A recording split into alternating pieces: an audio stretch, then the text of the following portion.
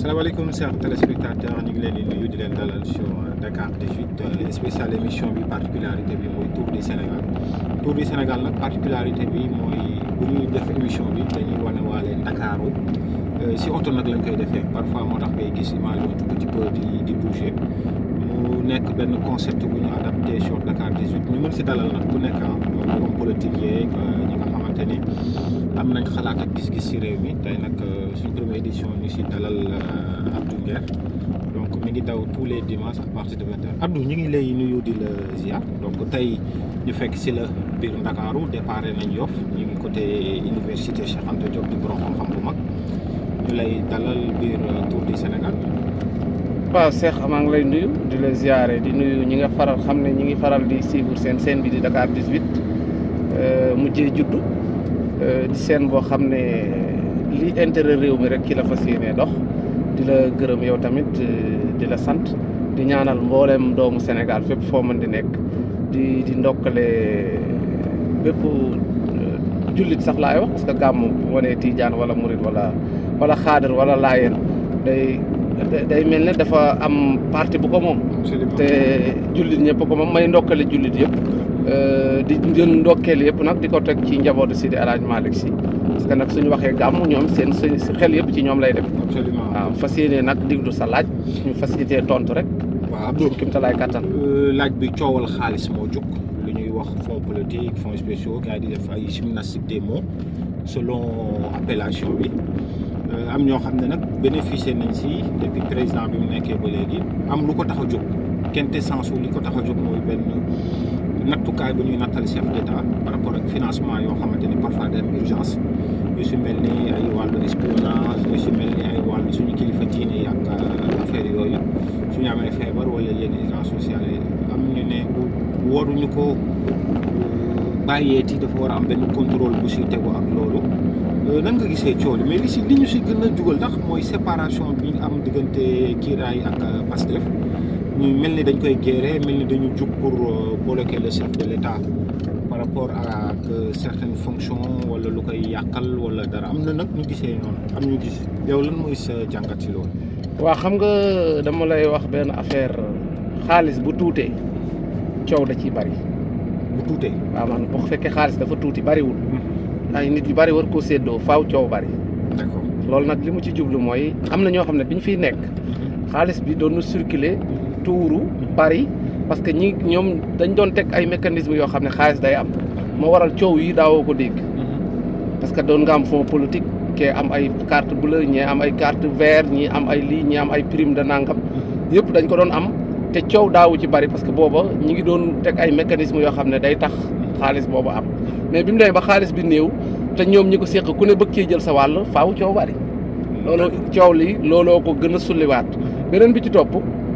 fonds politique yi rek lañ xam maanaam boo demee ci direction yi xam nga carte bleue ñu bari dañuy dégg mooy wax carte bleue te ñu bari xamuñu carte bleue mooy lan carte bleue en général DG yi ñoo koy yor lépp lu ñu jël ci restaurant wala lépp lu ñu jël lépp lu ñu lekk wala yenn kii lu ñu ci jël carte boobu la ñuy fay te carte boobu suñu xaalis lañ koy recharger xam nga looloo gën a doy waar moom DG bi lekkul ci salaire am naanu ci defu dara maanaam mais defal nañ ko benn carte boo xam ne ci lay jël bu lekkee pare moom lay dugal fay dem lépp ci suñu kii lay génn maanaam mu nekk yoo xam ne bariwul njariñ mais nag fonds politique wala caisse noire dañ koy tuddale di ko jox président yi Pastef ñoom dañ ko araamal looloo tax affaire yi metti ci ñoom pour ñu lekk ko day xaw a metti parce que ñoom dañ koo araamal waaw léegi nag li nga araamal soo demee boo ko jëfandikoo waat faaw nga wut ay prétexte wut ay lay wut noo ko daganale wut noo ko jubbante may non xam nga araam ak araamal du benn Sénégal nag ñoo baaxoo lépp lu ñu sopp dagan na lu ñu bañ dañ koy daal di araamal wala lu ñu mënta jot dañ koy araamal exemple dama lay jox des fois nga gis ku nekk ci quartier bi di xuslu di dóor waar di liggéey di wàcc yàlla ubbil ko wërsëg mu yor ay milliards ñu soxor ñi li ñuy njëkk a wax day jaay dorog wala fu mu ko jëlee wala nii te bu leen yàlla fëggoon guddi ne leen kaay leen jël place waa ji ci am ñu ne ko alhamdulilah sawar nañ ci lu tax ñuy tam waa ji dëmm parce que mënuñu ko am Pastef nag bi ñuy opposé gis nañ ñi ne woon ci pouvoir bi niñ doon dundee yor seen i oto tubaarkàlla di dem ci hôtel yi di noos di tukki di ñëw ñu éñaane leen loolu te xalaatuñu woon ne bis mën nañ cee jot léegi nag bis ba jot na ñu jot ci di dunde comme ñooñu niñ doon dunde bëgg a ñëw ci ñun bëgg ñoo jël bëgg ñoo rëdde seen maafe daal wane ne ñun nit ñuy dunde nii bokkut ak ñi fi de te dund bi yëpp benn la oto yi ñii ñee di war la ñuy war kër yi ñee di dëkk la ñuy dëkk tukki yi ñee di def moom la ñuy def léegi nag lan moo leen wutaleeg ñee. mais il y a une question de patriotisme en fait. voilà Sénégal moo bari ay patriote Sénégal xam nga lu fi bari nit koo xam ne day fexe lijjanti boppam dund féex taw féex jàppe boppam ne man maay ki ñu war a topp man maay ki ñu war a gëm Sénégal dund yooyu genre dund yooyu moo fi bari. yaa ngi comprendre léegi nag politiciens yi ñoom heure bu ñu egsee dinañ wut lay wuñ teg jéem a beesal jéem a jubbanti jéem a teg nii wane ne man maa fi ne wane ne kee nekku fi léegi nag fonds politique yi ñoom fi ñu ko war a def ñaare duñ ko fa def wala buñ fa waree def 100 dañ fay def 50 yeneen yi def doo xam fu ñu koy def parce que liñ leen di nattal tuddaluñ ko fonds politique boo demee ci budget bi ay dépense nangam nañ koy tudde dépense nangam dépense. selon livre bi quoi. waaw dépense nag da nga ko war a dépensé. te li nga ko war a dépensé dafa war a nekk farata. fonds politique kenn amul droit tibb ko dugal sa compte banque téye ko parce que buñ la koy nattal waxuñu la benn yoon mën nga ci def lu la neex ñaare nag kenn du ko contrôler kenn du la laaj justification mais yow patriotisme ak bëgg sa réew war na tax fi nga koy def mu nekk intérêt réew mi. soo ko deful fu intérêt réew mi yaa ngi war réew mi. mais du lu xaraam mais ñoom ñoo ko xaraamal mbir nag boo ko xaraamalee nee nañ sa soxna dagan na la mais am na baat yooyu boo ko xasee wax xaraam na la comme exemple nga ne ko su def naa la comme sama yaay wala su ma la naratee nii nangam ak sama doo moom dalay xaraam yow parce que yow ti faa xan parce que yow yaa ko jël dendale ko sa yaay donte melul ni sa yaay mais yaa ko def xaraam dalay xaraam fonds politique yi nag Ousmane ba mu ko xasee xaraamal ne lu xaraam la nit waru koo lekk moom da koy daal di araam moom parce que moom da koo xaraamal xamal ne nit waru ko def te loolu dañ ko war a dindi soo ñëwee bëgg koo jëfandikoo nag day xaw a compliqué moo tax bi mu ko jëfandikoo ñaari at bi mu del si waatee daa am problème mu justifié ko que bi muy naan am naa fonds politique sax tayatu ko xamul lu ko wax loo wala boog dafa xalaat ne su ma ko waxul ëllëg dinañ ma ko génneel. loolu moo moom dañ ko nattal mais il n'a jamais été demandeur. non mais nag loolu laaj bi samp naa ko ba léegi amaguma ci tontu. su ma mënoon a bind président sax dama leen di bind. te amaana dinaa leen bind. mooy fonds politique yi Ousmane Sonko yor kan moo ko jox man loolu laay laaj parce que ministre yi fi jaar premier ministre yëpp ñii nee nañ Abdoulaye Wade ma nattal ñii nee nañ ku ci nekk ñoom nee nañ Abdoulaye Wade doon jël chèque jox ma signé ko ne jox leen. kon loolu jaar présidence mu leer ne Abdoulaye Wade leen ko jox. mais man damay laaj Ousmane xaalis bi mu doon xaalis boobu kan moo ko jox loolu nag laaj bi. c'est valable mais lan mooy importance su laaj bi lan nga jublu si laaj. parce que dama bëgg a xam ne ndax moom moo ko nattaloon boppam. di ko jëlal boppam lu premier ministre musul def wala président yi fi daan jaar li ñu doon def continuité boobu la Diomaye Faye doon def rek. waaw. te jàpp ma ne ñoom ñi woote rupture dinañ war a def continuité. d'accord léegi bu fekkee ni dañ ko nattal léegi moom foofu yow lan nga. bu fekkente ne président moo ko nattal loolu responsabilité bi président la mooy continuité am na. donc moom amu ci responsable. amu ci responsable ni ay moroomam doon def rek la Diomaye def kon bu boobaa. léegi nag bu dee moo ko nattal boppam da ko sàcc. non sàcc c'est-à-dire. waaw si dafa sàcc suñu xaalis bu dee moo ko nattal boppam parce que amu ci droit ñaar yooyu rek laa bëgg ñu lijjanti ko. bu dee président ko nattal lew na ko doom na lekk na ci def lu ko saf responsabilité bi kan la c'est le président de la république bu dee nag moom moo ci cëggal guyam xool en tant que premier ministre nattal ko da koo sàcc te càcc gi ak complicité ak ministre des finances la maanaam bu dee moo ko nattal boppam da koo sàcc. xam nga état dafa am ay levier sàcc biir état wala détourner c'est pas aussi facile. waaw non c'est pas aussi may mën nga am ay complice c'est-à-dire que bu dee yow bu dee yow li nga jël premier ministre musul am droit am. loolu cour d'appel bi ñu tollool nga xam ne suprême bi nga xam ne moom lañ tollool la koy bañ de. yooyu contrôle yooyu gaa yi fi indi xaaram wax la. ñu leen di nuyu de passage. bu dee yow amoo droit lekk lii nga dem nattal ko sa bopp ministre des finances di la ko jox wala nga xam foo jaar ba keneen di la ko jox ak sàcc la. parce que amoo ci droit. yaa ko tuddee loolu. non loo amul droit jël ko rek. soo ko jëlee da nga ko sàcc. bu fekkee ne nag am nga droit mooy dañ la autoriser pour nga jël ko. ñu bind ko mu leer lew na la léegi nag loolu moo tax ma laaj néewuma daa sàcc de mais yii ma wax moom bu dee nii la demee ak càcc la bu dee tamit beneen côté bi la demee mooy jox nañ ko ci ndigal président moo ko jox ndimbal ti bu jox la man ma président joxee ma jël bu la joxee nga jël ku mu jox nga jël léegi nag laaj boobu amaguma tontu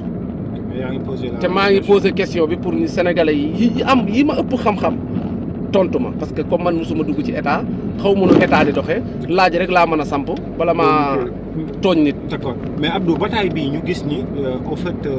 ñoo xam ne ñoo àndoon ñoo gouvernement débat bi ni ñu ko indee sur l'espace public ba jël ensemble moo ko def musul am si gouvernement yi fi am lan mooy coow li dëgg-dëgg. c'est pour empêcher le président wala c'est pour bëgg réew mi jubal jubbanti bi ba mën a am contrôle si le président di def. nga xam ne du jël xaalis réew mi di ko politiquer wala di si def ay campagne wala di récupérer ay nit facilement. xam nga man ma doon conseil président Diomaye ma nekkoon conseil dama naan ko suspendre assemblée bi.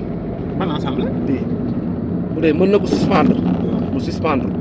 en attendant parce que bu leen bàyyee nii ñii ci ay pièges am rek lay dugg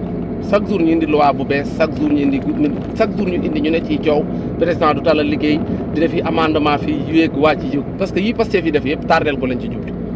waaw mais réew tamit ci séparation des pouvoirs. non mais séparation du pouvoir. ñetti pouvoir mais ñu xalal ku ko nar li ngay doog a egsi nga koy def mais doo bàyyi bañ dàq la nga doog a gisul yenn yi man en tant que président damay suspendre assemblée teg fee dem liggéeyi wuti résultat parce que Diomaye pour ñu reconduire ko.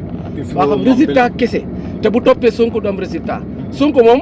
dàq nañ ko ba pare benn waaye buy ruube la léegi su ko toppee ci gymnastique am yi. non yow président non xaaral dama ne gymnastique am yi bu ko ci toppee. bu fekkee mënul suspendre assemblée bi na wuti yeneen i pexe yu mën a teg ba ba wër Sonko ndombo gaayam yi mën a dem liggéeyi sinon du liggéey seddul ba ñu dàqee Sonko ba léegi chaque jour coow li loi bu Diomaye liggéey sax doo ko xamaa loi yi règlement yi recours yi appel yi day yaa nga conseil constitutionnel bu subaa yaa nga AFNAC gannaaw subaa yaa nga fee yaa nga ban résultat nga mën a joxe boo xam ne président bi ñu dàqee Sonko ba léegi def na ko fi. waaw mais Abdou assemblée nationale noonu lay doxee loolu mooy njëriñ. mais non mais ñii ni ñuy doxee dégg nga man c'est ñii dañuy saboté man nag ñun nag alerte rek lañ mën mais ñii ci sabotage lañ nekk c'est-à-dire que Cheikh réew mi dafa yàqu goo xam ne doy waar goo xam ne très sincèrement suñu wutul solution du baax. au passage sax ñi ngi nuyu suñu mbokk yi nekk fii ñi ngi toll ak prison bi Rebeuss di nuyu waaw man sa chambre boobu ngay romb noonu moo nekk sama chambre moo nekkoon sama chambre maa ngi leen di nuyu di leen masawu te ñu leen di bàyyi xel bu baax a baax di leen apporter solicité entre guillemets l'évolution dossier Dan qu'est-ce qui se passe actuellement. waaw comme romb nañ prison bi mën nañu dossier Dan man dama foog ne am na lu ci laxasu parce que nag dossier bi yàgg na te moom ñëpp fa lañ ko fekk très sincèrement daal war nañ ko bàyyi xel bu baax a baax comme loolu bokkul woon sax ci solo émission bi mais comme ñi ngi romb prison bi ñu bàyyi leen xel que waxaat ministre bi mu gën a xoolaat nekk na prisonniers yi parce que ñu ngi ñuy signalé ne néegi fees na dafa tàng gars yi ñi doon tëdd sax léegi dañuy toog ba bët set ñenn ñi di taxaw ba bët set loolu nañ ci bàyyi xel bu baax a baax parce que lu ñu kii Sénégal daal liñ ci war a defaraat Cheikh bari waaw. donc ñu nga gisee ko ñoom am nag ñu gisin bu posé wu par rapport ak law mais Abdou xam nga xaalisu réew. suñu privilège yi ñu jox suñu président yi dafa bari. torop tey mënoo jël ay milliards moo xam président la wala PM si réew mu sonnee nii yaa ngi gis tey ñi ngi wax carburant bi yokk na. waaw nit ñi ñu ngi siy manipuler ñi ngi naan bon c'est tout à fait normal ki fi nekkoon dem wàññi lu amul yërmande si askan bi muy l'ex premier ministre président actuel moo fi nekkoon de l'Assemblée nationale. guerre boobu tamit yow noo ko gisee hausse des prix bi ñu ne Sonko bi mu fi nekkee amoon na yërmande wàññeeku am na Sonko dem na rek mbir mi day yokk. ba nit ñi di comparer ñaari ministre de l'énergie yi fi nekk. man xam nga man Sénégal man réew moo xam ne premier ministre bàyyi wàññi dund ga loolu régime ministériel la su ma juumut wala xaw ma régime nuñ ko mën a tuddee mais si Sénégal régime présidentiel lañ yor yaakaar naa lépp lu fi yokk wala lu koy wàññi président dañ ci am ndigalam booleeg ministère ba fa ne mooy waroon wàññi gi bu dee lu jëm ci jënd ak jaay suñ ko waree wàññi ministre bi yor wàllum commerce mooy jël arrêté bi moom moo jël arrêté bi comprendre nga ci kaw ndigalul président ndigal li wàcc ci premier ministre mais Diomaye erreur bi mu def mooy dafa bàyyi Sonko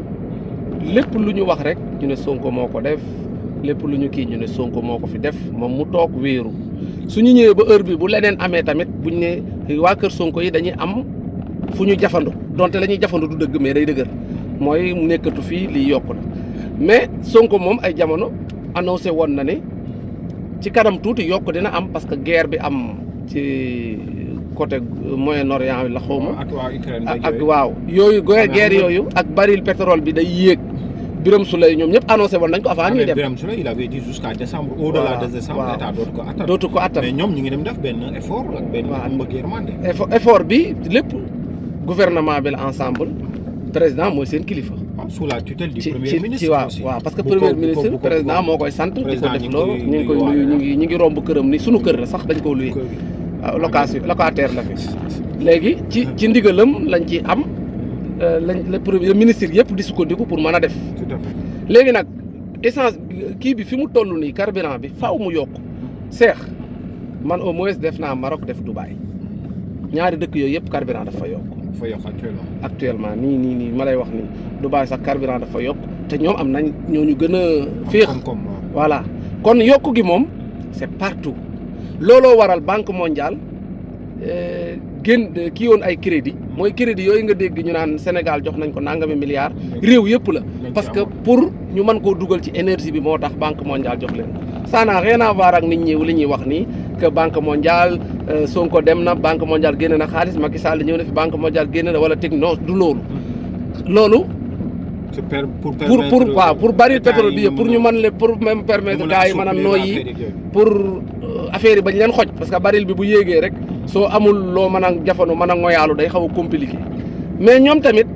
bi fi gouvernement Sonko di nekk ci la baril pétrole bi wàññeeku woon wàccoon ñëpp di naan nañ leen wàññi leen ñu dem ba daanaka toog ba heure bu leen neex ci lañ doog a wàññi bi ñu wàññee tamit bëggoon ko ndamoo ñu ne leen baril pétrole bi moo wàññeeku pétrole moo wàññeeku war a wàññeeku fépp ceeb tamit des fois noonu lay demee des fois mu bari ci dëkk yi koy bàyyi ba nga xam ne ñoom dañ koy jël après di ko indi xam nga yooyu yëpp bu amee léegi li waroon a gindi askan bi muy nit ñi ñooy war di gindi askan bi ci yooyu bu yooyu amee ñu bañ ko politiquer génn xamal ne telle affaire wàññeeku na kon dafa war a wàññeeku fii telle affaire yokku na dafa war a yokku fii bañ koo def politicien. d'accord loolu on est d'accord mais xam nga njariñu état wala quintessence su état xam mbiram xam nga fan la mën a jóg. gars yi amandoo ñëpp di yuuxu. mu mun a xool ni mu tegee ay levier de subvention. ba askanam duñ ko yëg. waaw loolu waaw. voilà ñun njariñ boobu la ñuy xaar suñu état. merci mais état mënoo ne ñoo ñëpp yokk na. donc affaire yi day yokku kon état bi amul si responsabilité mais buñ la joxee gouverner c'est prévenir bu nga xamee ni mbir yi day yokk nga mën a xool foo mën a lijjantee ay subventions on le voyait avec Macky Sall dëkk yëpp dañ daan yokku mais Macky da daan xool nu mu jëlee ay subventions yoo xamante ni bu ñu ko expliqué fi nga génn da nga def loolu la ñuy xaar si état non yow mais tey yow boo bëggee ne non def ñëpp dafa yokk de mais da ngay utal lay gouvernement bi yow boo doon dem examen dañ la doo am moyen dañ may lu tax yaa ngi tëkkale ñoom Macky Sall ak ñii mais c'est deux gouvernements. c'est-à-dire que yaa ngi tëkkale ñii xaaju ñoo yem. mais seen ñàkk comme élève buy def élève C yi nga bëgg koo tëkkale ku nekk université ci affaire gouvernance ñii mënuñu. donc ñii ñooy élèves université yi. déedéet élèves primaire yi la mënuñu. gouvernement actuel bi. non xamul tax man la mënuñu. c'est-à-dire que technique yi Macky Sall doon utiliser pour am xaalis pour mën a dundal réew mi ñoom dañ ko xaraamaloon. jàppoon nañ ne loolu duy technique ñoom seen lépp dañ ko wékkoon ci impôt maanaam ñoom Cheikh Yérim Seck dafa mas a dalal Sonko bureau posé ko question ne ko mais yow maay booy li ma dégg ne li ngay wax yëpp ne boo jëlee réew mi mën nga ko ci def foo koy jëlee mu ne ko ci impôt yi ñuy sàcc laa koy jëlee gis bi Yérim waxee loolu man damaa tiit te boobu falaguñ leen de dama ne réew mi nar na dugg ci musiba parce que trop de impôt tue l'impôt loolu bokk na ci li ma xam moom réflexion bi ba njëkk a am impôt bu bari parce que nag doo ci am soow tant que xontoo ko ba mu suur mais boo continuer di ko rattata xontoo ko bu yàggee dootoo am benn soow da nga nag bi day mujjee blessé da nga koy gaañ ñii nag dañoo ñëwoon jàpp ne impôt moo tax bi ñu ñëwee def plan de redressement jàpp ne daan ne 700 milliards war nañ ko mën a am ci ay taxes par at mooy loolu rey nga askan bi gis xoolal premier mois bi ñu dóoree deuxième dóor gis bi ñu dóoree at bi ñaata lañ am ñu ne 90 milliards lañ am xaw ma 91 milliards ci ay taxes ci koo xam ne 700 nga visé woon pourtant 700 milliards yooyu mënoon nañ ko am ci seeni technique mooy fexe ba tey li nga gis nga tey boo doon commerce nga war a jaay fukki oto bu ne nga am ci bénéfice 500000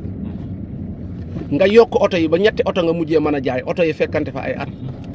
bu la sa kër copain mi ngi nii waa këram woon. këram moom nekkatu fii. sa copain xam nga bu boobaa bénéfice bi li nga jaay li nga am ci oto yee mën na bari ci ñaari oto mais mënoo jaay yëpp mais boo ñëwee nag dóorandoo yëpp mu deexandoo nga am ci bénéfice bu yem dem wutiwaat ñëw dóoraat mu jeex nga amaat bu yem bu yàggee ka yokk prime yow da nga koy doubler ci ay bénéfice ak ay kii yaa ngi comprendre loolu moo tax impôt boo koy kii ngay calculer di sóoraale ne impôt bi may jël wala impôt bi may kii ma koy jël est-ce que su ma ñëwaatee déwén dinaa mën a am lu toll nii. d'accord mais nag comprendre nga xaaral rek léegi nag ñoom bi ñu defee loolu teg seen i plan seen i affaire yu impôt yooyu impôt bi diis ci nit ñi fitnaal nit ñi ñenn ñi jaar fa tëj amatoo fa impôt ñenn ñi wàjji seen i employé mënatoo fa am impôt loolu nag boo dajalee li nga waroon a am yëpp moo waral da ngay teer ci ay 90 bi daal ak 100 milliards ci ku waroon a am 700 milliards. donc loolu moo tax technique yi président Macky Sall ak ñoom Abdoulaye Wade doon utiliser ñoom nanguwuñ ko utiliser ñu bëgg a wéer lépp ci impôt. toppee doo mos a am souveraineté Abdou réew mi ngi dox si ay taxes ak impôt. noonu la réew di doxee mais li nga bëgg a prôné tey mooy nañu bàyyi patron yi benn parti la entreprise yi bañ a fay impôt li ngay def ni tamit non waxuma loolu waxuma bu kenn fay impôt mën nañ fay impôt mais impôt bi day nekk impôt bu yam tey ñu xool moom dafa am ay matuwaay yu koy non ñoom bi ñëwee dañoo yokk dañoo ñëw voté réformer waat code impôt bi yokk ko te boobu ñu ngi tolloon ci wàññi impôt président Macky Sall baale na fi impôt est-ce que tax na ñëpp jam ko baaraamu tuuma ci économie bu narmeelu pourtant wàññi na fi impôt baale na fi impôt waxuma wàññi de baale. baale bu indi coow de baale ba mu ko non baale it ab Diomaye Faye moo ñëw daan ne baaleetuma ko. non acté wu ko da ko non même bu ko acté wul même bu ko acté wul Diomaye Faye mënoon naa ñëw acté ko parce que xam nga lu tax Diomaye ak Sonko baal gi leen Macky Sall baal bi ñëwee dañ koo acté mooy loi d'amnistie bi mu leen jox seen parti bi mu leen delloo bu ñëwee ñoom dañ koo acté pourquoi léegi ñi nga xam ne ñoom it dañ leen a baal lu dul impôt ñi ay bakkan yu tuur ak alal yu yàqu lañ leen baal. c'est pas comparatif. non attention baal la Cheikh Anta baal la baal gee sax yow nga baal ma alal moo ma gënal nga baal ma ay yàqu-yàqu ak ay bakkan yu wadd ñi alal lañ leen baal alal yoo xam ne ñoom dañ doon liggéey ba am ay jafe-jafe mënatuñu fay président ne non bàyyi nañ lépp mu sedd ñii ñëw ne ko duñ bàyyi mu sedd mais pendant ce temps biñ ne duñ bàyyi impôt bi ñoom ñi ngi téye seen loi d'amnistie seen non-lieu seen poche bu dee li fi ancien président bi baale lépp doo ko nangoo baale yow amnistie bi yow bu ko nangoo jël il fallait gis nga ñii dañoo ñëw indi contradiction boo xam ne doo xam lu mu doon doo comprendre qu'est-ce qui se passe. apaisement paix sociale la. waaw c'est pas la première fois ni la deuxième fois. waaw amnistie pour indiwaat jàmm si réew la ginnaaw bi fa ay événement yu jaxasoo xewoon. waaw waaye baale gee tamit pour may nit ñi ñu nooyi la mën a wuti waat xaalis. dañu war a fay mënoo yor mais sa entreprise ne doo fay. waaw léegi yow tamit comme léegi noonu nga waxee mënoo ubbi sa entreprise doo fay mais yow tamit mënoo dem jël rey ay doomi jàmbur sàcc ay alalu jàmbur taal ay alalu jàmbur te waroo fay loolu. kan moo rey kan moo sàcc. non loolu nag bu laa dem si amul deñoon dinañ xam ñan la mais am na ñu ko tuumaal ba inculpé leen ci ñooñu la war a lijjanti seen problème ba pare teewul baal nañ leen. parce que nit ñi dinañ ko pouvoir. xam nga Macky Sall bi muy dem dafa bëggoon ne dafay bàyyi dëkk bu dal. dëkk bu dal nag du caagee ne ñii def nañ toor naa dindi loolu rek bàyyi dëkk bu dal dafa bokk ci waa ji li mu doon liggéey fexe ba mu mën a suqalikuwaat dëkk bu dal loolu ci la bokk kee li mu doon gagné naa fexe ba mu continuer di gagné de plus ci la bokk. kii mënatul fay lii parce que jamono ko tënk ak employé yi mu yor te bu ma continuer fayloo mën na wàññi employé ma baal ko yooyu da cee bokkoon seex. d'accord parce que ñi ngi doon changer régime di jël benn tournant pour defaraat image du Sénégal rafetal taaral Sénégal ba nga xam ne homme d'affaires yi ñi war a investir ñëpp dinañ ñëw pour investir ci dëkk bi. vision boobu la Macky Sall jëloon mais booy yi nag rusloo ko teg ko gàcce mooy ñëw. la mu xalaatoon yëpp. booy mooy ñan booy yi mooy ñi jël réew mi 2029 2024. mais baatu booy. non digul ma rek ñoom ay booy lañ ci politique. ay booy lañ ci politique par rapport ak Macky Sall. léegi loolu waral amnistie boobu moom loolu la ci jublu woon mais malheureusement pour booy yi biñ ñëwee jël yalwaan yëpp këpp ko ba ki defoon amnistie bi sax yaakaar naa ne su bu jamono deltuwaatoon ginnaaw du ko def. waaw loolu c'est sûr. bien sûr yan baat ngay dénk waa député yi nga xamante ni dañuy fàtte ni peuple bi lañ fa toogal mais léegi day mel ni ay député parti la ñuy nekk wala ay député coalition. dañoo war a xoolaat ni ñu leen di fale. c'est-à-dire département bu ne nga tànnal sa bopp ay député. waaw mais loolu moo am proposition non du pas proposition département bu ne nga tànnal sa bopp ay député ba pare ñuy élire première ak deuxième bi bañ a élire ndoo ñaari député yëpp ci parti bee. d'accord comme tey mu ma ñëwee am 100 000 voix nga am 90 000 ñaari député laa am fee ñaari député borom 90 000 ak borom 100 000 ku nekk day indi benn député. mais muy ñaar première bi mooy roñ ñaar yëpp. première bi fii nag première bi mooy roñ ñaar yëpp taf ci kafak ak kii comprendre nga ba pare liste nationale sax war nañ mën a àgg ci supprimer ko. léegi ban proposition supprimer liste nationale nga xam ne léegi ku ci nekk def nga fi appel kenn yëgul kenn tinul kenn waxul communiqué ba nag mooy ci ni ma ko gisee man kat jàppalu naa téeméeri borom ñaari ñu ma jàpp ne borom ñaari tur lañ ak nangam bi ma leen jàppaloo léegi demandé naa ñu def ay enquêtes ci ñoom libéré nañ juge bi nee na mënul topp ñaar fukki yeeg juróom-ñett mais man nag dama bëgg ñu topp ñëpp waaye maa ngi leen koy yëgal yéen askan bi man de lii laa gisee communiqué bi. absolument. askan bi yëpp jël ko ne ko waa yow ku baax nga yow ku ngan nga yow lii war a am c'est-à-dire kon li juge d'instruction bi def warul am te lu war a am la. conflit mi ngi bëgg a enquête à charge la et à décharge. moom enquête na ba gis ne am na ay éléments de charge pour ñee nañ leen àtte ñii awma ko mënuma leen a topp lii mooy sama intime conviction yow nga ne ko man de li ma xalaat mooy dañ leen a war a topp léegi am nañ ku ñu war a àtte ñun ñaar maag yow mooy chambre d'accusation bind naa leen waa léegi du ma ci yam mais damay yëgal opinion internationale ak nationale bi ne man kat ànduma ci lii juge d'instruction bi def lii mooy communiqué lii laa ca gis léegi nag ma gis ñoo xam ne ay politiciens encagoulés lañ mooy ànd yàq jikko yi waaw sàmm jikko yi ni noonu nga leen tudde man nag dama gëm ne ci yàq jikko yi lañ jëm ndax nag nit da ngay honnête nit say waxi démb daa war a nekk sa waxi tey munoo taxaw ne da ngay demander ñu criminaliser benn dossier nga dem ba ci biir ña nga ko doon wax indi fi Mélenchon ci dëkk bi Mélenchon mooy bàjjanu képp koo xam ne yaay borom ñaari tur nekk seen avocat nekk seen lépp ñu indi leen ci dëkk bi manifester woo ñaxtu woo te ba Macky Sall ne pareeguñu la wax Macky Sall ne Sénégal pareegul pour régulariser loolu ñu ne kon xëy mën na xëy pare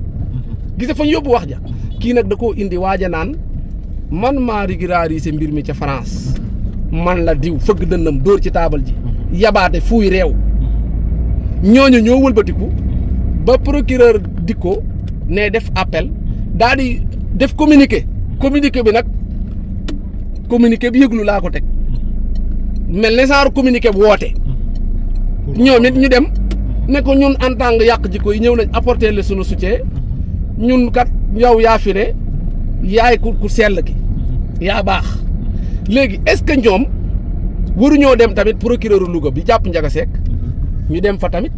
gis ko photo woo moom félicité ko amee boobu enquête bu nekk encouragé ko parce que moo jàppalu Ndiaga Seck ñi ngi xaar après moom tamit mu dem fa te kooku sax jàpp ma ne dina bind ay communiqué que appel bi ànduma ci nangam ki nangam lii di ko def daal man très sincèrement nag ànduma ci man ànduma ci communiqué bi ndax communiqué bi jàpp naa ne avant la waroon doon xam nga nag man communiqué parce que heure bu ñu génnee ñaari ñu jéem ma cee laxas jaan ci tooñ ci jaay doole nga ñëw bind sànni ca mbedd ma nga ñëw wax ci sa xalaat ñu bëgg laa jaay doole te réew mi warul doxee noonu man la mu def ànduma ci d'accorduma ci lépp lu ñëw ci espace public bi am na ci droit dossier yenn seen table ya bu ma ci dugg am na yu ma ci xàmmee du ma ci dugg kon communiqué boobu loolu tax ànduma ci te sàmm jikko yi ay profiteurs lañ ay wutkatu image lañ ba seen image dafa yàqu parce que ñëpp xam nañ duñ ay nitu dëgg leer na sénégalais bi tëdd këram di nelaw sax leer na ko ne ñii duñ ay nitu dëgg Sénégal nag faaw ñu séparer en tant que ñu séparer politique ak justice séparer affaire nu mu tëdd sax affaire opinion ak justice opinion bi ni ñuy xalaate ak ni ñuy coowee ak clameur public bi warul tax ñuy bind ay communiqué néew ma nag looloo tax dama ne warul tax ñu ci bind ay communiqué wala warul tax di ci wut ay sympathèque di wut ay mbiicoog mbaaloog fii laa far ak kii war a def ak kii war a def justice dafa war a nekk benn bloc boo xam ne li ñuy def dafa war a yem ci seen biir libéré nañ kii def nga appel d'accord chambre d'accusation bu àttee dina xam kan lay jox dëgg léegi imaginez appel bi dem chambre d'accusation du juge d'instruction moo am dëgg communiqué bi lu muy jëriñ après day tëb. ñu dem cour suprême ne juge d'instruction bi te pratiquement noonu lay demee ci ëpp souvent juge d'instruction bi moom bu xasee génne ordonnance am mooy ëpp doole procureur bi surtout ci sauf yenn yi sauf yenn fee yi te am na fee yoo xam ne bu ñu la ciy topp juge bi amul sañ-sañu jox la liberté provisoire tant que procureur àndu ci mooy article 139 xaw ma 139 nu bu la ko procureur lëmasoo juge bi du sañu laa jox liberté waaw gargal la boo xam ne juge bi sañu laa jox liberté provisoire tant que procureur nanguwul su nanguwul dañ ne ko yow da ngaa war a bañ lenn la mën a jaar article 138 lonkal la bracelet électronique ka dem boobu moom mën na ko jëlal boppam bu dee en matière de détournement de deniers publics dañ ne juge d'instruction bi amul sañ-sañ jox la liberté provisoire te cautionné woo wala remboursé woo wala contestation sérieux su yi amul dañ la war a yóbbu kaso moo dal Pape Malick Ndour ci lañ ko doon topp mooy juge bi da koo takkal bracelet amu ci droit bi ñu demee chambre d'accusation jox procureur dëgg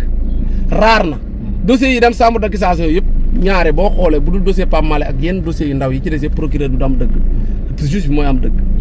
moo waral ordonnance de non-lieu bu ko juge bi jëlee fa mu koy teg argument ya muy joxe lay ya muy joxe yow procureur doo mën a indi lay yu contre yooyu. tout à fait maintenant Abdou. xam nga. te baal ma sax ma terminer dossier boobu. te yenn preuve yi am na noo koy amee. juge bi mënu ci tenir compte. te loolu bu ko bindee. acté ko ne moo waral liberté provisoire bi waa ji am wala moo waral non-lieu bi waa ji am. dootoo ci man dara parce que moom mooy li nga ko indil moom moo koy apprécier mooy apprécier ne lii nga ma indil lii laa gis. voilà. maintenant Abdou fu ñu tuddee góor jigéen souvent arrestation Sénégal. dafa am yu ñu ciy tuddaale bu particulier bu bii am. mooy contamination volontaire. du VIH. moo jël particularité bi. mais bul fàtte histoire góor jigéen fu mu amee Sénégal xelu nit ñi. li muy daj mooy am na ay lobby. yu am doole. yu nekk ci ginnaaw yu leen ni libéré. kii de bu ñu ko tëjee yàgg da ngay gis ni fi ay ñu fi jàppoon. dossier bu bëri yàggul. et am ñu dem ba lii tax ay financement xam nga bon financement moom pour nga am ko procédure la du nekk loo xamante ne lii am ñu lii financement bi nag ak lii nga xamante ni mooy vouloir libérer les 27 ak loolu aussi est-ce que du looloo tax ànd sàmm jikko yi. loolu di dooleel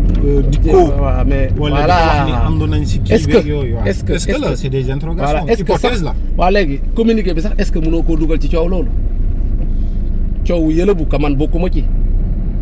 donc gis nga dafa bëgg a dégager responsabilité est-ce que waaw wiccaxu wane ne man li fii laa ma sa taxawee dama laaj rek nag comme ni nga laajee nii rek est-ce que wiccaxu gi loolu yëlëbul parce que coow am na fu muy toll Sénégal ku nekk day yëlbu gis nga coowu Cour des comptes bi mu fi xew ay jamono ay rapport bi ñan ñoo ko defar da nga gis président Cour des comptes génn daan ne rapport bi waa IGF ñoo ko defar ñun dañ ko certifié rek loolu mooy yëlëbu mbir mi wan ne man bokkuma ci mais lobby yooyu ak financement yi déggoo leeral nag sànq si ñu départ émission wax nañ financement yi li ko indi mooy affaire baril pétrole bi yëpp ça n'a rien à voir ak affaire góor jigéen yi. mais xam nga ñu xamul tamit dañ naan voilà bu doon financement yi looloo ko tax a jug ponkal yi la ñu libéré. ñi ñu libéré ñi ñu ci xam bariwul. waaw borom tur yëpp téye nañ leen. parce que politiciens yi ñoo salté ni ñuy politiquer ak ñoom ñëpp nag. dañoo salté politique. mbirum góor jigéen kenn waru ko politiquer. sàmm jikko yi seen jikko yi doy waar jooju ñu yor mooy dañ ko doon politiquer ñoom.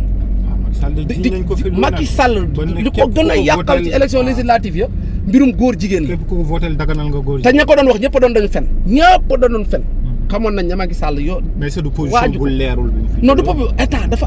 dafa am nu muy communiquer. maanaam langage diplomatique état loolu lay jëfandikoo. comprendre mais ñii xamuñu état xamuñu tous nekk ñu malhonnête ñëw bëgg jël mbir mi bëgg ko xeexee looloo tax duñ ci am ndam. est-ce que xam nga loolu état c'est toi moi est-ce que waaw d'accord mais dafa am non xaaral askan bi liñ bëgg mooy góor jigéen du fi dagan état ànd na ci ak ñun xam nga état moom ànd na ci ak ñun à 100% amul ku yab Sénégal ku ko ñemee xalaat sax Sonko rek moo ñu yaboon invité leen ci dëkk bi il a été Mélenchon comme un homme politique. mooy yabeel gi. non comme un homme politique. non même bu dee homme politique day défendre góor jigéen yi taxaw université wax ko fa la Sonko waroon ne ko bu mu jëm kaw. étudiants yay tàccu kenn moo tax duma yiñ duma woon étudiants ya. Abdou foofu tamit analyse. non Sonko a été trop ferme. ne dañ koy toloore. non d'accord wuñ si. mais dinañ ko toloore. waaw tolérance. accepté wuñ ko mais dañ koy toloore mais dañ koy baale. xanaa moom moo koy baale. wax day egg seexanta moo tax ma ne la politiciens yi xeexub góor jigéen ñoom ñoo ci dugal politique moo tax duñ ci am ndam seex fële laa tëdd ma ne xeexu politique xeexub góor jigéen ñi ku koy xeex doo ci am ndam parce que xam lu tax ñañ àndal di xeex ñoo naa féq xeex góor jigéen taxu leen a jóg gas reenu ñaambi la ay buum taxu laa jóg boo yoree buum reen yi taxutu laa jóg leneen kay lañ lay lijjanti gas reenu ñaambi suñ la ci yooree ay buum rek yamatoo ci ñaambi ji kes parce que ñaambi soriwul wax bi wala fena parce que ñaambi boo koy gas kay ba surux ci ba gas lu ëpp bañ lay yor ay buum pour génne la yamatoo ci ñaambi parce que ñaambi daanaka boo fompee kaw gi nii rek gis reen yi boo waxtee rek jot moo tax ma ne la ñii bu fekkoon dañoo jug rek ngir xeex góor jigéen kese ngir jëmmi yàlla suñu borom bañ demee ci kilifa diine yi jël seeni signature ne dañ koy criminaliser bañ demee ba xam ne criminaliser mënatul am dañoo waroon a dellu ca kilifa diine ya daan ne leen ñun kat bi ñu fiy ñëw criminaliser moo ñu yëkkati woon waaye nag gis nañ ay boromi xam-xam waxtaan ak ñoom nee nañ loolu mënul nekk parce que nangam ak nangam a tax bu ko defee kilifa diine gi tamit joxewaat xalaatam comme joxoon na la bee xalaat mais doo rocceeku dem la ngay def la te yëgaloo taw kilifa diine gi. yabeel dugg na de li ñu def moo gën a tàng criminaliser. non gis nañ fi ay dossiers yu criminaliser yoo xamante ni dafa gën a yokk tax. non déggu man la daan bi mën nañ ko yokk réformer waat ko yëpp. mais ñoom ba ñuy jug di dem ci kilifa diine yi waxuñu woon loolu gisa biñ ñëwee lay yiñ teg ak a dëng naan non biñ demee ba ñëw dañoo dem seeti professeur Serigne Diop biñ ko gisee ma ne leen léegi lu tax njëkkeewu leen ko woon mbirum justice bala nga cee dugal kilifa diine da ngay dem xoole justiciable bi nga waxtaan ak moom ne ko ñun dañoo bëgg loi sàngam kooku mu xelal la buñ la xelalee ba nga gis ne lii jaadu na nga dem présenté ko kilifa diine bi nga jàpp ne loolu la ñu raté dañ koo tay c'est intentionnel. c'est intentionnel maanaam nañ njëkk ci kilifa diine yi ñu jox ñu kàddu ñu ñëw sëf ko Macky Sall. mais ñoom it ay doomu daara la mën nañ ba dem maîtriser. lu tax mënoo leen toree leen. léegi comme maîtriser moo tax yow comme maîtriser ko doo njëkk ci ki ko maîtriser nga laaj ko. kilifa diine yi maîtriser wuñ texte yi. am de léegi yow demal nga jël texte bi yóbbu ko borom xam-xam Serigne Diop nga laaj ko boo fu jógee yóbbul ko juriste yi ñu laaj ko avocat yi ñu wax la nga jël texte boobu defar ba mu jekk dem wax ko wan ko sëñ kilifa diine gi ne ko réew mi lii lañ fi bëgg kilifa diine gi jox la kàddoom nga doog koo jël jox ko député yi comme loolu nga bëgg mais soo njëkkee ci kilifa diine gi jékki-jékki dem porté loo ko benn député nga dem bureau bi rejeté ko parce que ni ngeen ko porté jaarul yoon ay pexe lañ tegaloon Macky Sall dañ ko tegal pièces yoo xam ne gouvernement dañ cee daanu mais d'accord loi bi ñu ko defaree ñoom niñ ko dugalee baaxul automatiquement assemblée da koy rejeté rejet boobu lañ jël di ko politique ne ku voteel Macky Sall ndax député yii rejeté lii ku leen voteel yaa ngi dooleel góor jigéen ñu ay fenkat yu am xel nag lañ woon nag yu muus te yeewu xam ni ñuy yàqe fexe nañ yàq nag mais lu dul dëgg du yàgg mooy am na gouvernement bi ñëw invité fi ay góor jigéen coowul góor jigéen yi ñëw ne teel seen kaw ba pare ci biir loi bi ñu dëxañ ci protection boo xam ne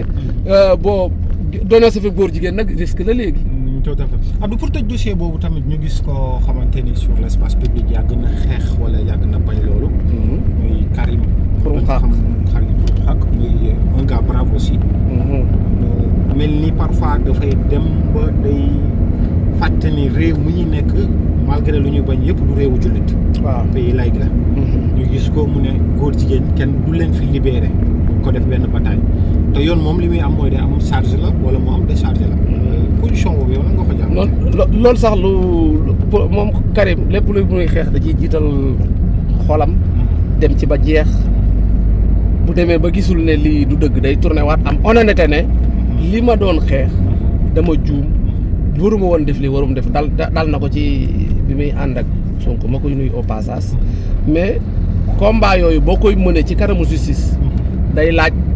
demee ci prudence parce que yoon dafa sew. te yoon ba xasee seetal nit rek boo ko tegee benn kàddu bu la porté plainte yaay mujjee dugg ci ay problème te on se dit la vérité kenn yéenewu ko problème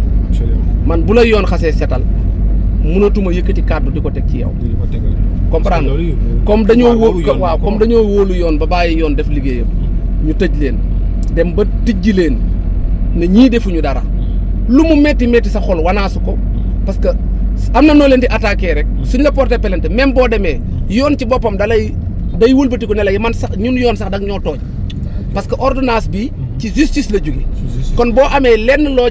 ci contesté wala yow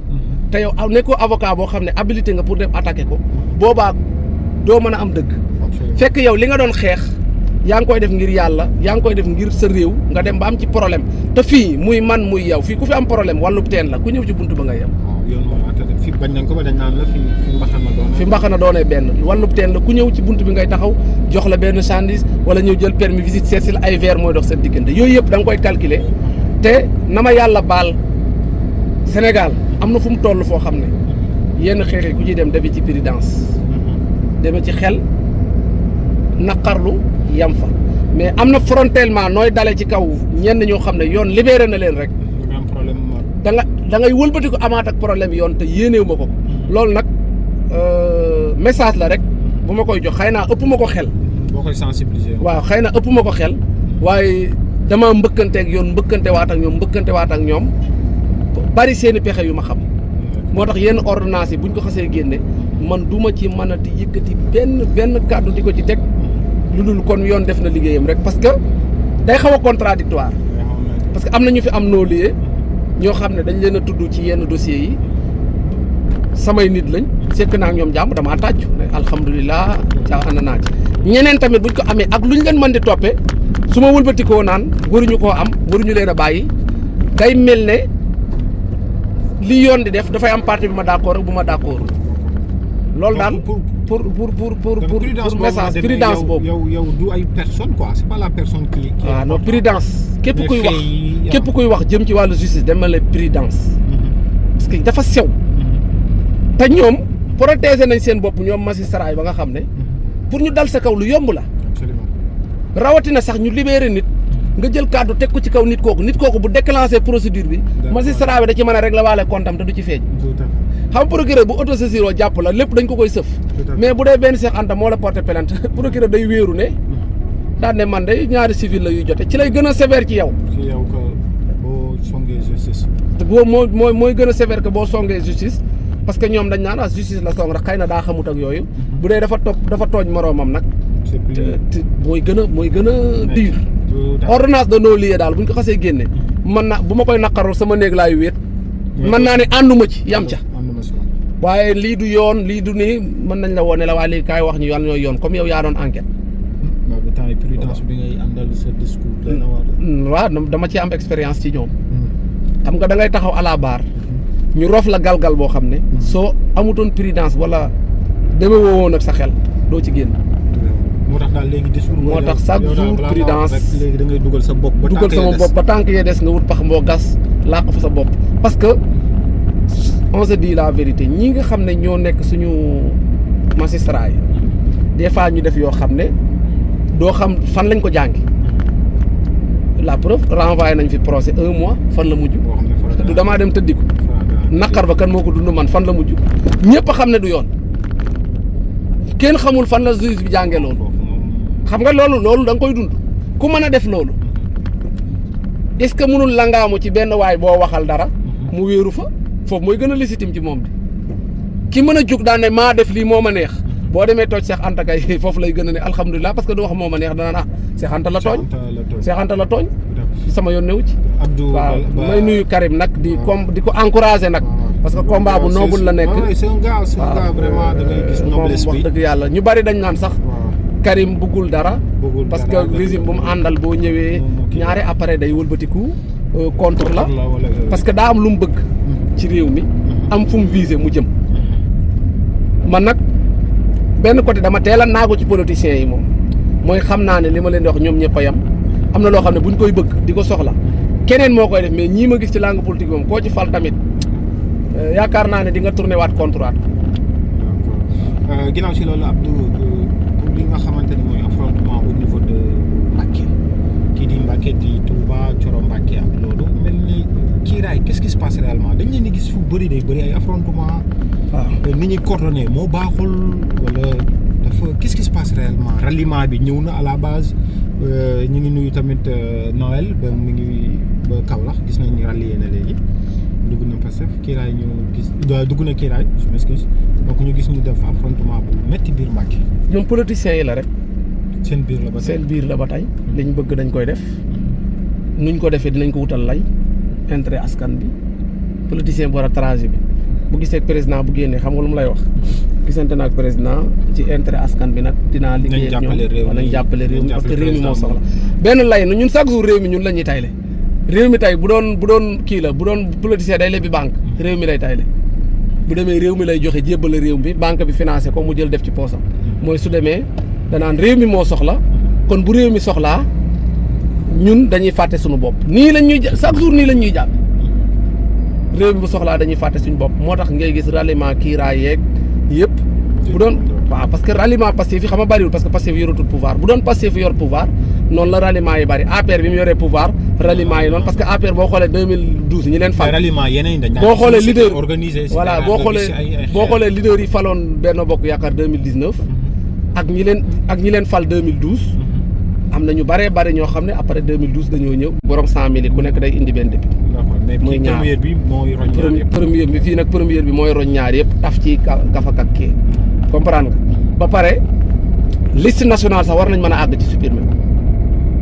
léegi ban proposition supprimer liste nationale nga xam ne département yi rek ñooy fal seen i député indi leen ñu nag ay député départ bañ nag ay député ay raw gàddu noox leen ci benn liste jël Samba jël Demba noox na national bi maa am nangam nattal nañ ma nangam yooyu yëpp gis nga buñ ko revoiraatoon xawal ko xool ni ñuy falewaate député yi bu baax a baax dina tax député bi nekk député askan bi. mu xaw a indépendant. mu xaw a indépendant te député tamit ñu war cee laaj bu dul am njàng sax ñu war cee laaj yenn xam-xam yi yenn nu mu tudd sax parcours yi. mais député boo xam ne mel na ne Abdou Nguer jàngul xamul tus moom lam xam wii woo mënul lire rapport mënul def amendement mënul def dara. moom daal salaire may na leen. ñu xaaral ku leen assister. non doo bàyyi ba toog ne damay wut ko ma assister avant nga koy def. parce que dañ ne pour nga nekk président il faut nga mën a lire français mën ko bind mën ko wax. mais député lu tax du ñu def réforme yooyu que député bi mën a lire sax au moins rapport bi. mën a def amendement mën a xool. mën a saisir conseil constitutionnel. mais mën na bind loolu.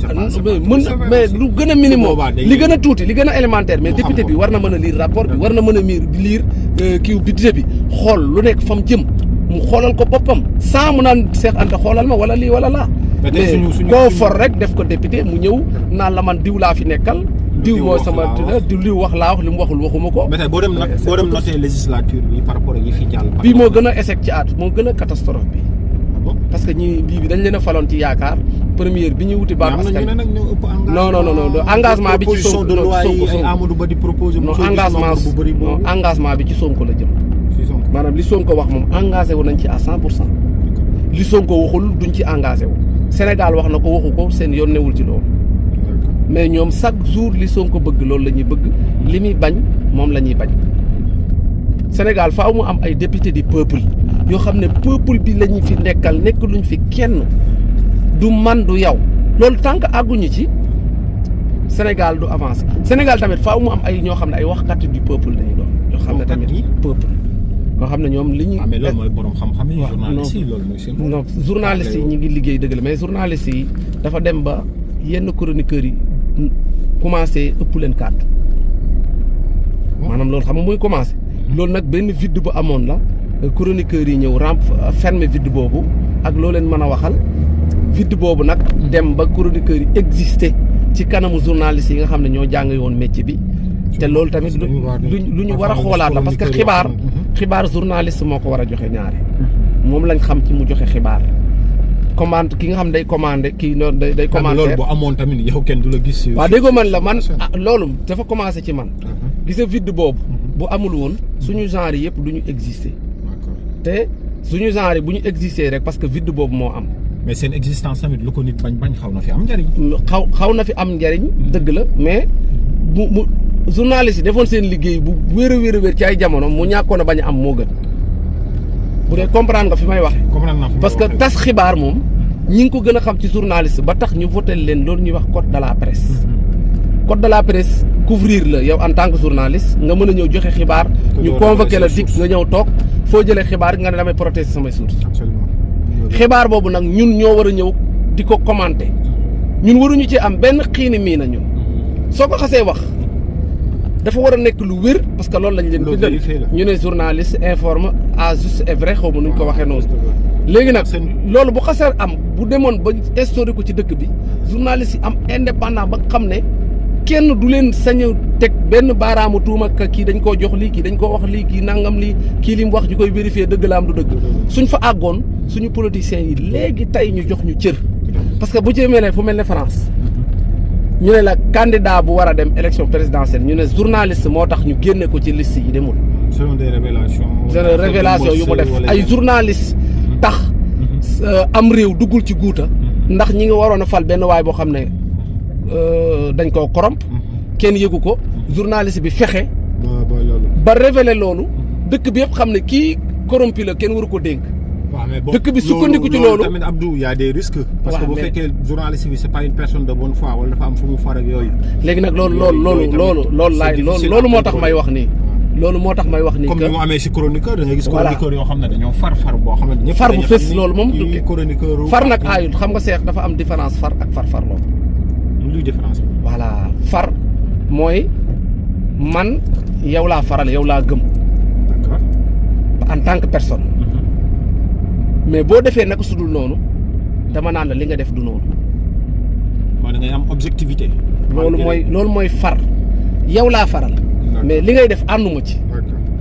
tey bu ñu tegoon ñëpp yow laay tànn. mais nii ngay doxale ne du nii. d'accord farloo nag mooy yow laa àndal. mais loo def baax loo mën a def ak noo ko defee man sama yoon newu ci. yaa na ci dëgg loolu mooy. farloo dañuy des toujours si député yi récemment dañoo gis ay absents yu bëri.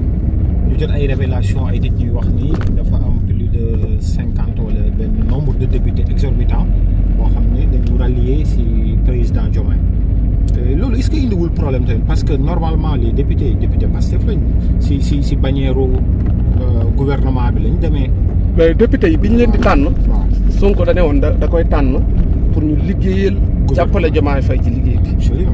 majorité bi mu ko tànnee pare da ne majorité bi pour Diomaye mën a liggéey moo tax mu tànn. biñ demee ba xuloo mu ne majorité bi Diomaye moomu ko maa ko moom comprendre nga Diomaye def na foofu erreur bu rëy bu monumental nag parce que mënuma am sama Diomaye président dem élection gagné à 54% ak Diomaye président ma jóge élection war a dem wuti majorité bu ma liggéeyee ñu ne ma sa Diomaye président bi demoon élection du dem Pastef mooy dem non dama naan non Diomaye président bi la ñuy maintenir mooy wuti majorité Pastef ci biir Diomaye président la bokk. loolu on est parfaitement d'accord mais bu dee koo garaawul. jusqu'à présent ba ñuy wax Diomaye génnul Pastef. waaw ba tey Diomaye génnul Pastef mais tey daanaka génn na Pastef ndax créé na parti. munoo nekk nag ci ñaari parti. on se dit la vérité daanaka Diomaye moom génn na Pastef nii officieusement. officiellement nag gisaguma document parti am bu génn wala na parti bi génn mais. ci waxin rek Diomaye moom génn na. acte na génn Pastef léegi nag erreur boobu la commettre muy bu rëy te bokkoon naa ci ñi naan li gën ci Diomaye Faye Sonko bañ a am majorité. maanaam majorité bi opposition bi gagné ko moo doon gën ci Diomaye Faye daan naa ko wax de. nu mu gënee woon si Diomaye parce que non au pouvoir bu ñëw. risque léegi lii muy dund nii risque bu gën a koo rëy. Diomaye bu nelawoon wala conseil constitutionnel sëgg kon heure bi Sonko moo nar a nekk daanaka président parce que loi kii nu mu ta sax réforme bu mu dugaloon fan yi passé mais bu ko conseil constitutionnel validé woon fan la Diomaye jëm léegi loolu opposition bi amoon majorité maanaam takku wàllu ak yeneen ñi boole am seen majorité da doon gën ci Diomaye gën a fiix parce que dina mën a lambisoog ñoom dina mën a négocier ak ñoom ba Sonko yenn yu bari du ko def imagineel loi interprétation amnistie bi bu jàlloo ngay wax Sonko da koy def wala yooyu on parle de l'ensemble on parle de séparation non parce que li fay am yëpp moom moo koy désigner Sonko mbooleem luy jaar assemblée jamono bii nii moom lay neex. ok loolu da nga ko gisee comme acte de sabotage mooy dëgg acte de sabotage bi ñu doog a commencé ñu ngi ko doon wax acte de sabotage léegi député yooyu nag ànd ak moom tey ñu gis leen ñu commencé absenté xaw ma nag lu xew ba ñuy absenté mais njortu naa ne lim boobu absenté ndoo ñàkkul ñu ci dem ci Diomaye loolu nag ci njortu rek la ñàkkul ñoo xam ne ñi ngi piis Diomaye parce que Diomaye heure bi ñi koy piis bari na trop dañoo gis waa Pastef mais opposition bi ñiy piis Diomaye du jeex du xaaj Diomaye parce que li mu yor la moo tax président de la république da nga yor ay moyens même chroniqueur yu bëri ñu ngi piis Diomaye waaw ñi ci seen i waxin da ngay gis ne daanaka xaw nañoo Diomaye ci waxin yi rek gis na leen ñu photo ak ay ministre Diomaye non loolu moom man nga bëgg a wax waaw non loolu man nga bëgg a wax te loolu nañ ko xool ci sama discours ba xam dina ko soppeem déet affaire bi moom melokaan la doxalin ak waxin. mais gëj nga dégg Abdoulaye Khat Ndiaye. gëjuma ko dégg yàggul fan yi rek wax dëgg yàlla parce que jàmm lañ seq.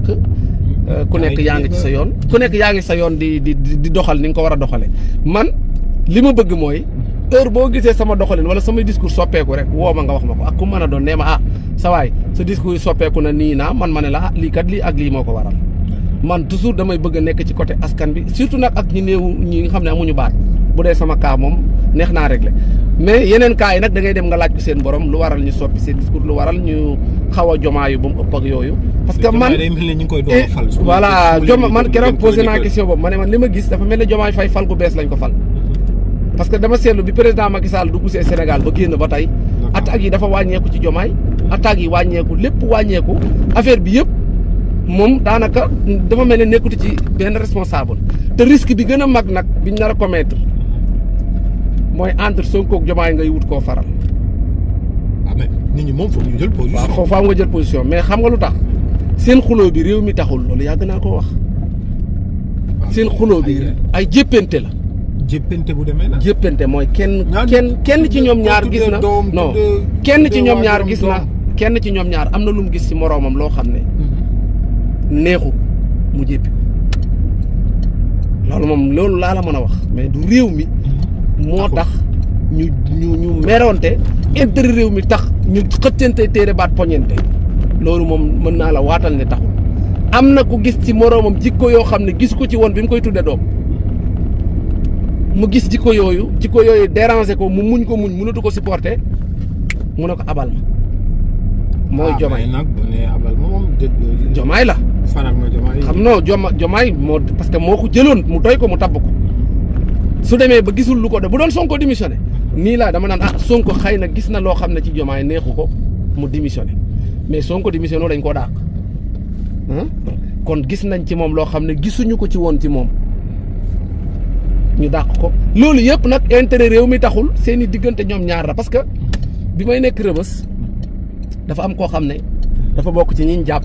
pour bañ a tudd turam di ko exposé ñiñ jàppoon la bokk muy politicien ñu toog mu ne ma non Diomaye de mu ngi xaw a góorgóorlu waaw parce que instant bi mu ngi jubbandikook yooyu te xam naa ni mook Sonko nangam ak nangam expliqué ma ne ko sama waa ji Diomaye Faye ak Sonko ba ñuy juboo lañ la dugal kaso ba ñuy juboo lañ ma dugal kaso ba ñuy juboo lañ dugal diw ak diw kaso te nit ñu dugalee kaso yëpp dara du ci yoon boobu ñu ngi juboo buñ xuloo ñii commencé génn ñii commencé lii ñi commencé nii buñ jàppee ne Diomaye dafa nekk ci yoon bu baax tax mu def loolu ñu ngi nax suñu bopp ndax ba ñuy juboo lan ñu jàpp ci jaay doole jun ñëpp dugal ci kaso bi kon buñ xuloo bëgg ñoo xeexe ñun wala di ñu génne benn pour xeexe ñu loolu buñ man de du ma ko nangu génn nag heure bu jotee dinaa génn bu soobee yàlla génn tëdd nii laa ko waxee woon parce que ñoom ñaar ba ñuy juboo dëkk bi metti woon na torop ci ñun xatoon na torop foo sëqate ñu yeew la dugal ci kaso bi tamit da ngeen dem exagéré si yéen non tey la exagéré tey lépp lu waaye doon wax tey la nit wax lu gën a raw loolu tey nag dama lay wax Ousmane Sonko am na lu ñu koy wax jamono bi muy nekk primature am na ñoo xam ne ñeme wu ñu woon a wax loolu. yaa ngi seetlu xam nga loolu yaa ngi koy seetlu. def nañu remarque boobu. def nga remarque boobu ku xapta dafa am si ñoo mel ne. dafa am ñu mel ne dañoo xapta day lañ ko gën a ñeme. comprendre non man moom fa ma taxawoon ci moom laa mas a taxaw ci moom ba tey Ousmane lii laa daan wax ci moom doowu ma ko wees léegi sax laa gën a xaw a seddal ci moom parce que amatul doole man je préfère di dal ci kaw Diomaye mi yor doole ji moo ma gënal ka dal ci Sonko mi xam ne yoratul dara maa ngi moom a yab ay civil lañ président assemblée lan mënatul saisir justice mënatul wax dara ministre de la justice jàppal diw wala bàyyil diw te loolu ne amoon na pouvoir boobu moo tax ma ne la kon ba ñuy juboo am na yenn yoo xam ne kenn ñemewu ko woon tey kër gii ñu jàkkaarloon di cybersécurité jamonoy Sonko liggéey bu rëy la ci amoon liggéey bu toll ne màggalu Touba la ñu yoroon fii moom daa mel ni fii moom ñëpp fi min lool fii yendu naa fi fanaan rek laa fi defut guddee naa fi bëccëg naa fi te boobu ñoom ñaar ñi ngi juboo léegi nag bu ñu demee ba xuloo bëgg ñoo xeexe ñun ñi nga xam ne ñooy wax ngir askan bi ku ko nangu nag après ëllëg yaa ciy des parce que politique nag seex du biir day xëy wasin de état day dem ba am clémence non état jàpp ak bàyyi dama ne déedéet mais am na fu muy toll day laaj ñoo xam ne faaw mu bàyyi leen ñu wax mu jéem leen a mel leen xaw a protéger comprendre nga faaw mu mel lu leen xaw a protéger parce que fa ñuy dóor arrangé na ko état moom fa ngay dóor bu ko arrangé doo am ak moom problème de surtout état africain yi tey bu dee seex mooy wujjëm may dóor ci seex moom du am benn problème parce que seex wujjëm la lu ma def seex baax na mais tey am na tiir yu ñuy tiire nii ci Sonko boo ko tiiree ci Diomaye dañ lay jàpp d'accord tey xoolal bu dee ñoom làmmi ñu daaru ñi ñu jàpp noonu pourtant li ñu tiire suñu kaw ñun tiire ko ci ay journaliste tiire ko ci ay kilifa diine tiire ko ci kaw kilifa aada xaaj bi tiire wuñ ko ci Diomaye mais président institution waaw xaaral non mais xoolal degré de tooñ mais léegi comparé degré de tooñ bi ñu ñëwee di dal ci kaw Serigne Moustapha Sy Djamil kilifa diine bu mag tooñ moom fu mu munti nekk xaaral mu ñëwaat bi ñu ñëwee tey keroog maa ngi fàttali ko bi ñuy dal ci kaw Malick Thiandoum bi ñuy dal ci kaw TFM di dal ci kaw groupe des médias di dal ci kaw ñoom Fafana pourtant ñu ñëpp ay nit lañ ay doomu aadama lañ yor ay nit yor ay nekk ay kilifa bokk di dundal ay nit ñu ñëw dal seen kaw frontalement tudd seen vie privée procureur baa ngi fi woon toog di xool bi ñu taxawee lu toll ne parti lu toll ne parti politique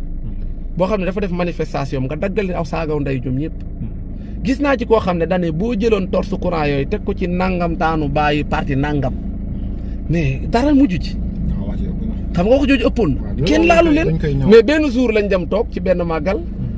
maa ngi ñaanal président nangam maa ngi ñaanal président nangam maa ngi ñaanal président nangam ñu ne leen taraw li dugal ci kaso bi tëj ñaari weer mais président institution la président non jëluma ko à la légère dama ko comparé ak lee mu oyof lool par rapport ak lee yow ma ñëw ne la Cheikh Anta yàlla na nga dee moo ma gënal ma daggal law saaga bi ñaan la parce que xam nga ne dee gi moom newul samay loxo ci loxo yàlla mais saaga yu ma la saaga sama làmmiñ laa ko jëlee léegi ñaar yooyu laa comparé degré bi mooy fii nii ñu leen daan 3 mois kon fee waroon nañ faa jël 6 mois parce que saagaw nday lañ dagg te injure publique moom délit la délit bu ñu jël la xoolal koo ko mën a teg soxlawul mu lay porter plainte parce que injure publique délit la boo xam ne waaw non da lay jàpp da la war a jàpp nga waxee ko ci espace public merci beaucoup moo tax yooyu laa ne la état booy tiire ci adversaire am moom mën nga am jàmm am tawféex am salaam mais bis boo juumee nag tiire ci kawam moom day utiliser doole état jàpp la teg la ci bërëb loolu nag forme politique yooyu mais Pastef pourtant nag Pastef bi ñuy doog a ñëw bi ñuy bëgg a ñëw yii yëpp mooy kaas nii daanaka ñoom seen place laa jël heure bi ñoom ñoo ko daan kaas léegi nag ñoom bi ñëwee di ko def mën ma jël seen place di ko kaas tey man tamit bu ma maloon nete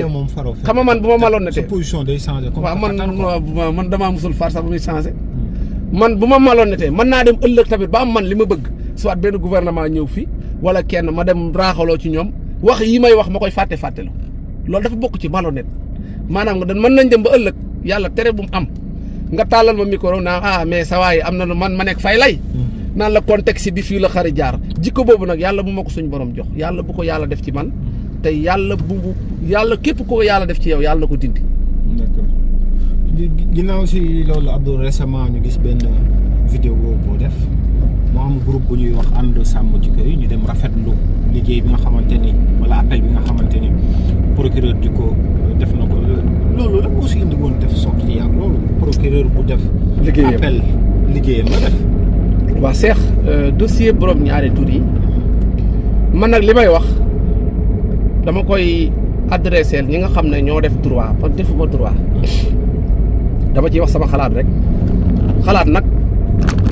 am nga droit wax ko mais da nga ci ànd ak yar ak teggin bi ñu jàppee borom ñaari tur yi dossier bi commencé jur ampleur bu rëy clameur publique am ci mooy am ko góor jigéen indi ko yooyu bu ma saan am ci dossier ci ngay gën gis procureur def communiqué ah mais bi ñuy doog a jàpp coow li ne kur deful communiqué dégg lu baax li ma lay wax de. waaw gis nañ ne communiqué amul woon foofu. communiqué amul woon enquête bi dem di dérouler normal ñu jël dossier bi jox ko benn juge d'instruction premier cabinet de Pikine Guédiawaye maa ngi koy nuyu bu baax bi mu continuer enquête bi di ko doxal juróom benn weer ci biir enquête bi mu gis ne 71 personnes yi dañ leen war a yóbbu àtte ji leen mais 28 yi moom awma élément yu mën a tax ma renvoyer leen procès daal di jël dossier bi jox seeni avocat jox juge bi laaj leen seen avis procureur joxe avis ne ñii ñëpp dañ leen war a yóbbu àtte leen donte moom nag enquêtul woon ma nga tëddoon këram jàpp jàmburam moom moo nag dafa waxat enquêtal ma comme yow mii ngay dawal nii rek ñu dem ba fee man la ni ngay dawale ànduma ci nangam te mënu ma dawal léegi ci bi mu defee loolu mënoon naa yem ci saisir chambre d'accusation ne leen ànduma ci loolu yem ca mais dafa saisir chambre d'accusation pare boole ci communiqué nag mooy yëgle seex communication contexte la am déet wala ay prétexte ñaar yi rek ci nga mën a communiquer sa communiqué jaar yoon nga am prétexte boo waxee wala contexte bu tax nga wax. mais il est dans son droit. mais xaaral ba tey appel ba droit am la kenn sañu cee wax daal mën na def benn dossier. mais yaa ngi may dagg ci fi ma nekk yaa ngi may dagg te rek ma war a bàyyi ma développé ndax doo procureur ne woo place léegi kiiraay nag bari nañu fay dem dañuy bëgg ñu teg leen ci kaw jox leen ay privilèges jiital leen guerre de positionnement la. dafay am Touba loolu moo fa am Touba moom guerre de positionnement moo fa am maay positionné fii du ma positionné fii guerre boobu moo am au niveau de Touba ku ci nekk di wane ne man maa war a jiitu parce que maa fi nekkoon comprendre nga man ñu bari dëkk Touba ñu bari nag si dëkk Touba sollicité nañ ma ci que ñun dañoo soxla telle position nangam da nga bëgg nga ñëw jàpp ci ak yooyu mais ma ne leen man mënu ma bokk ci ay guerre politiciens wax dëgg yàlla respecté naa seen xalaat Touba laa dëkk comme ni ngeen fa dëkkee mais seen guerre politiciens yooyu mënu ma ci jàpp ka Diomaye jiitalal kii moo war a jiit Touba kii moo fay liggéey di la defal genre publicité boo xam ne gëmuma ko parce que déjà man gëmuma Diomaye man li ma gëm mooy sénégalais yi seen dund ak jaay doole gi injustice gi mu deñ politiciens yi di respecté seen kàddu man xeex boobu laa bëgg a porté kon su ma bëggee ñëw di jàppale benn politicien que Diomaye da laa war a teg fii da laa war a teg faa da laa war a dugal léegi laa bu boobaa nag damay daal di bokk ci seen GIE ak seen complot yooyu ngeen teg te ku ci nekk di wax bëgg Diomaye jiital la sa bopp tax ngay wax leneen ñoru la sa bopp nga mën a jiitu fonds yi bu ñëwee yaay séddale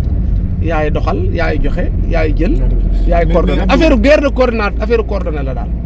mais en toute sincérité jàpp nga ni Diomaye il aura la possibilité de faire un bilan à présenter bu ko war a mën a yóbbu 2029 non Diomaye fii ak 2029 mënu fi am bilan foo teg loolu non 2029 jege na 27 Diomaye 27 a ko dese 28 année électorale la mais d'ici là pré projet rek day durer 2 ans presque ay 1 an et quelque pour nga mën a def projet bi teg ko te technique yi Macky Sall doon utiliser ñoom Diomaye mënatuñ ko levier yooyu mënuñu ko parce que Macky Sall pour mu doon defar yenn infrastructure yi bari na société yu bari da leen di lebloo ay Sénélec ay SAR ay yenn kii société bu ne boo lebee da ciy defar benn infrastructure société bi li muy génn ci bénéfice mu koy fay doo dégg benn bruit doo dégg benn banque bu boo jotee booleeg li état central di leb mu def ko feneen décentralisé waaw technique yooyu Macky Sall doon utiliser Diomaye bi muy doog a ñëw bu ko continuer woon kon réew mi dépassé na fii mais dañoo ñëw Sonko araamal ko tuddee ko dette cachée tuddee ko xaalis buñ sàcc Diomaye dootu ko mën a utiliser nag mais kon askan bi fu ñu jëm askan bi ñun ñàkk nañ ko yàgg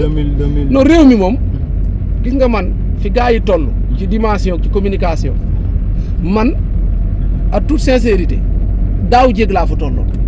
xam nga fi gars yi toll mooy réew mi yàqu na passé nañ loolu yàqu moom loolu passé nañ xam nga fu ñu toll. yow kay li nga doon wax sax moo gën a garaaw nga ne réew mi moom pistolet lañ jël dóor suñu. voilà xam nga man doon nañ toog man ak yow plateau man la Cheikh Sénégal soxna pistolet. waaw dàkk ŋaamam ne ko ci tuy nga dem mais li nga wax rëy na man la loolu conséquences yi ci kanam la. waaw mel na ñu ngi koy commencé. waaw ñi ngi koy commencé gis. léegi nag loolu solution rek fi mu ne nii képp kuy wax fexeel réew mi noo indee solution pour réew mën a génn ci tooxi doona yi mu nekk mais réew mi yàqu na moom loolu passé nañ ko bu yàgg dooratul wax Mais lan nga réew mi jàpp booy ne yàq moo- nañ ko bu yàgg. lan nga jàpp ni moo war a mën a solutionner les affaires. solution mooy Sénégalais yi mën a. mooy yenn mesures yi ñu yëkkati ko yenn mesures yi ñu jëlee woon plan de redressement bi moom dans un premier temps dañ ko war a dindi xotti sànni ci àll ba affaire yi dellu na ko Macky Sall bàyyee woon ñu dindi. mais am na nag Macky Sall de référence su xam-xamu politique interne. non waxuma xam-xamu politique wax rek boo xamul fa nga jógee woon da ngay dellu fa nga boo xamul fa nga jëm dellul ba keroog ngay mën a déparaat waaw loolu laa bëgg nag nañ dellu fañ jógee woon ñuy mën a déparaat ah kontaan naa nag ci tournée bi émission bi. ñu ngi lay Tubaarkàlla. gërëm vraiment sa Waaw. disponibilité c'était pas facile dimanche nga war a noppalu ñu jël sa temps waaw ñu lay gërëm aussi di la kontaane di la ñaanal jàmm. si réew mi yan Waaw. kàddu ngay tëjoo ak di sant sénégalais yëpp di leen ñaanal di leen wax ne seen émission la fii ci Dakar 18 ndaanaan bu ne nag mën nañ ko ci jël te Dakar 18 nag moom nekkul fi kenn tijjil na ñëpp ay buntam di leen sant di leen gërëm wasalaam.